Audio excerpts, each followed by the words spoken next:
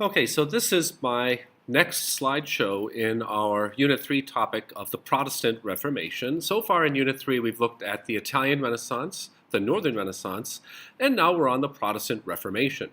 But as you'll see by now, there are several reform movements happening in Europe during the 1500s. Okay, so our Unit 3 material continues now with another religious reform movement, this time beginning in Geneva, Switzerland. And the reform movement involves a French lawyer by the name of John Calvin, or Jean Calvin, as we would say in French. And he wrote a book titled Institutes of the Christian Religion. Now, John Calvin was a Protestant. He was a Protestant, but he, like Luther, believed in the authority of the Bible and salvation by faith alone. But John Calvin, being a lawyer, he was of a mindset, he had a way of thinking that looked at life in terms of like a high moral standard, in the idea that we should live on earth in the kind of manner that would befit a person who is saved by God and destined for heaven. And so his book, Institutes of the Christian Religion, is like his reform movement encapsulated in a book. In his book, John Calvin presented his notion that not all will be saved by God, but only a select group that he called the elect. Okay, think of it like the chosen, those who are chosen by God to be saved. Now, like I said, Calvin was a Protestant in that he relied on Scripture and faith alone for salvation. But he did not agree with Martin Luther on several things. For instance, the sacraments. He disagreed with Luther on many notions of the sacraments, on the nature of the priesthood, for instance, on ministers, for instance, the structure of the church, for instance, okay?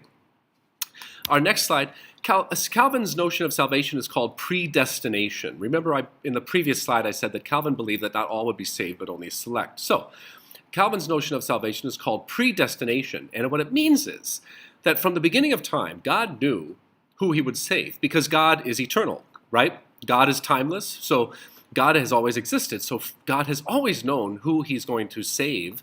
Therefore, there is nothing that I or you or anyone can do in this life to change God's mind. In other words, if I'm not destined to be saved, there's nothing that I can do that will somehow save me by my good works or something like that. God's salvation of the elect is an act of generosity and love on God's part. God doesn't have to save anybody. And the fact that he saves a select few who are destined to be saved is pure generosity and love on God's part. Another major difference between Luther and Calvin deals with Calvin's strict moral code. He believed that the government, whether at the city level, whether at the state level, or whether at the nation level, that the government should serve the church, not the other way around. And so Calvin had very strict laws passed in Geneva that prohibited dancing, gambling, drinking, many other vices, things that were bad behaviors, right?